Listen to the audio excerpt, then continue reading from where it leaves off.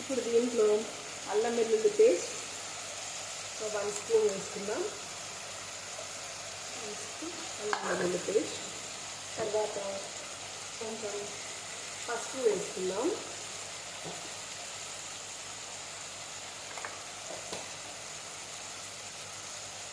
అంతే ఫ్రెండ్స్, కాసేపు వేగనిద్దాం దీన్ని.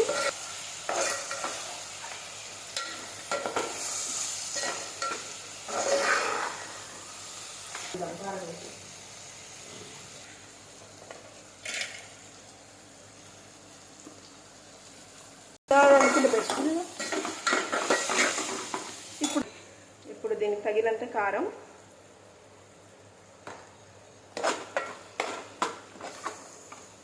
మీరు ఎంతైతే స్పైసీ తినాలనుకుంటారో దానికి తగ్గట్టుగా కారం వేసుకోండి ఫ్రెండ్స్. వేస్తాం.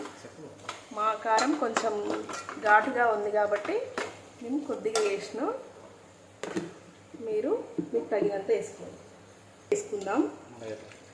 ఓకే ఫ్రెండ్, దీంట్లో మనమైతే కొన్ని వాటర్ అయితే వేసుకుందాం. ఇంకా కొంచెం వాటర్ పడుతుంది ఫ్రెండ్స్.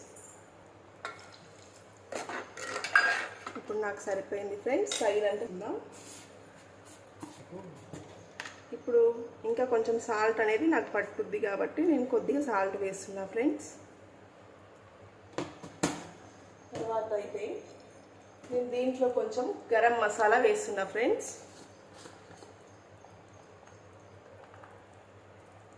చిటికెడు ఇంతే, కొంచెం గరం మసాలా.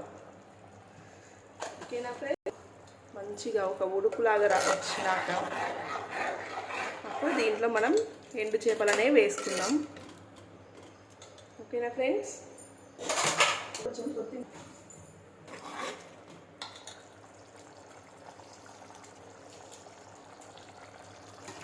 ఇప్పుడు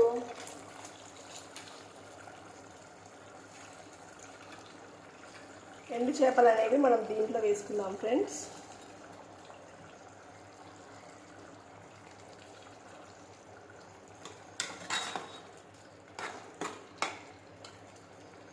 ఇప్పుడు కొంచెం పుదీనా, కొంచెం కొత్తిమీర, లాస్ట్లో ఒక 2 మినిట్స్ దీన్ని మనం ఉంచేసి తర్వాత స్టవ్ని టర్న్ ఆఫ్ చేసుకుంటే అయిపోద్ది ఫ్రెండ్స్. ఎండు చేపలు అయితే చాలా మంచి స్మెల్ వస్తుంది ఫ్రెండ్స్. చూస్తేనే నీళ్ళు ఊరిపోతున్నాయి నోట్లో. మీరు కూడా ఒకసారి ట్రై చేయండి ఫ్రెండ్స్. చేసిన తర్వాత నాకు కామెంట్స్ పెట్టండి కింద. బాగుంటుందేమో బాగుందని పెట్టండి, బాగాలేకపోతే బాగాలేదని పెట్టండి ఫ్రెండ్స్. మళ్ళీ కొత్తగా చేయడానికి ట్రై చేస్తా.